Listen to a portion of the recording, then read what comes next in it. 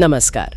आज हम अमान पारकर के YouTube चैनल से एक कहानी ले रहे हैं, द पटना हॉरर स्टोरी। जी।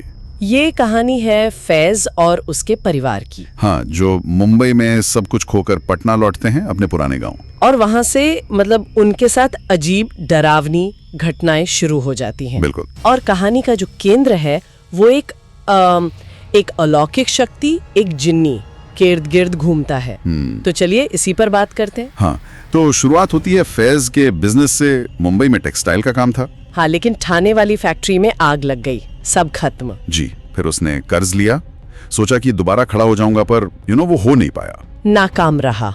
और फिर लेनदार पैसे मांगने लगे, दबाव बढ़ गया, तो बेचारे को मजबूरन मुंबई छोड़ना पड़ा। सब बेच बाच के। हाँ, सब बेचकर जो भी थोड़े बहुत पैसे बचे वो लेकर परिवार, पत्नी मीनल, माँ बाप, उनके साथ पटना चला गया, अपने गांव। जी। पटना पहुंचते ही उसने किसी प्रॉपर्टी डीलर से पूछा कि कोई सस्ता सा घर मिल जाए, और मिला भी। पर कैसा? बहुत ही पुराना, टूटा फूटा, दीवारें काली पड़ रही थीं, चूना उखड़ रहा था, मतलब हालत खराब थी। और सबसे अजीब बात ये थी कि मालिक ने चाबी ऐसे ही दे दी, ना किराया मांगा, ना डिपॉजिट, कुछ नहीं। अरे, ये तो शुरू से ही गड़बड़ लग रहा है। हाँ बिल्कुल।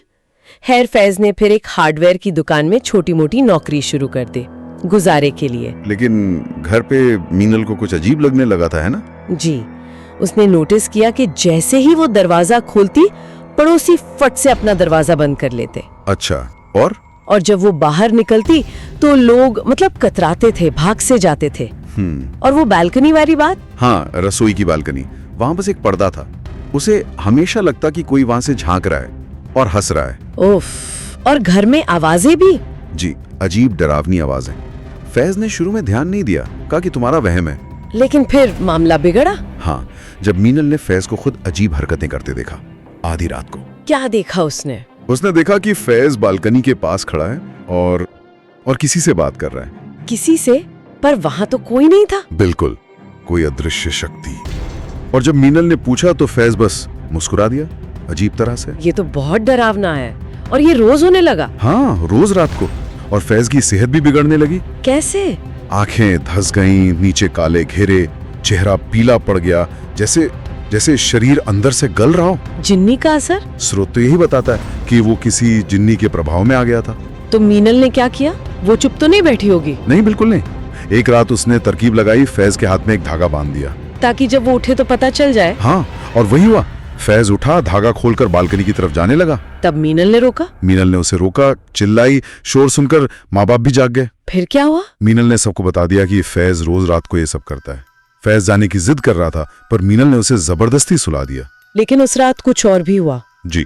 क्योंकि फैज बालकनी नहीं गया, तो घर में पहले एकदम अजीब सा सन्नाटा छाया। और फिर किचन की तरफ से एक जोरदार चीख आई, दिल दहला देने वाली चीख। फैज तो मीनल के पास था। हाँ, फैज वहीं सोया था। सबने किचन की तरफ देखा तो एक भयानक औरत की परछाई दिखी। परछाई? कैसी? स्रोत कहता है ना, जिंदा ना मुर्दा, चेहरा बिगड़ा हुआ, बदबू आ रही थी, बहुत डरावनी। और वो चिल्ला रही थी? हाँ, रोते हुए चिल्ला रही थी, फैज तुम आज मुझसे मिलने क्यों नहीं आए? मैंने कहा था ना मैं तुमसे मोहब्बत करती हूँ। हे भगवान, पूरे परिवार ने ये देखा? जी, सबने। और बस उसी वक्त आधी रात को जो जहाँ था वैसे ही सब कुछ छोड़कर घर से भाग निकले। बाप रे, फिर क्या हुआ? कहीं मदद मांगी? अगले दिन सुबह फैज के वालिद पिता सबको एक मौलवी साहब के पास ले गए। अच्छा, मौलवी साहब ने कुछ बताया? हाँ, उन्होंने फैज को देखते ही कहा कि इस पर एक जिन्नी का साया है और वो जिन्नी इससे प्यार करती है। प्यार? जी। और ये भी चेतावनी दी कि जिन्नात से पीछा छुड़ाना बहुत मुश्किल है, जान का खतरा भी हो सकता है। और फिर वो पड़ोसिन मिली? हाँ, बाद में एक पड़ोसिन मिली। उसने उस घर का राज बताया। क्या राज था? क्या पता चला? उसने बताया कि उस घर में वाकई एक मनहूस जिन्नी रहती है। अच्छा। और फैज के परिवार से पहले जो किराएदार थे, उनके पति के पीछे भी वो जिन्नी पड़ गई थी। और उस आदमी का क्या हुआ? उसने उसी घर में आत्महत्या कर ली थी। क्या? हाँ, और ये कब हुआ? ठीक फैज के परिवार के उस घर में आने से एक दिन पहले। ओह, ये तो बहुत ही भयानक है। ये सब जानने के बाद मीनल ने क्या किया? उसने फैसला किया कि चाहे कुछ भी हो जाए, खतरा कितना भी बड़ा हो, वो फैज का साथ नहीं छोड़ेगी।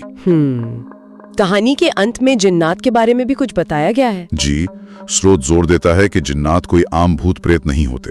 वो ज्यादा खतरनाक, ज्यादा शक्तिशाली होते हैं। कहीं भी हो सकते हैं, शरीर को नुकसान पहुंचा सकते हैं। हाँ, शरीर को अंदर से गला सकते हैं और कहते हैं कि उनकी मर्जी के बिना उनके इलाके से निकलना नामुमकिन जैसा होता है। वाकई ये कहानी सुनकर तो रोंगटे खड़े हो जाते हैं। बिल्कुल, ये दिखाती है कि कैसे लाचारी और डर हमें ऐसी स्थितियों में ले जा सकते हैं जहां तर्क काम करना बंद कर देता है। फैज की वो आर्थिक तंगी ही उसे उस घर तक ले गई। हाँ, और शायद वही उस अलौकिक शक्ति के लिए एक मौका बन गया। और ये देखना भी दिलचस्प है कि कैसे वो कथित शक्ति सिर्फ फैज को नहीं बल्कि पूरे परिवार को, यहाँ तक कि पड़ोसियों को भी प्रभावित कर रही थी। सही बात है। ये सोचने पर मजबूर करता है कि जहाँ विज्ञान के जवाब खत्म होते हैं, वहाँ विश्वास, डर और इंसानी रिश्ते, जैसे मीनल का वो फैसला कि वो साथ नहीं छोड़ेगी, हाँ, इन सब की क्या भूमिका रह जाती है।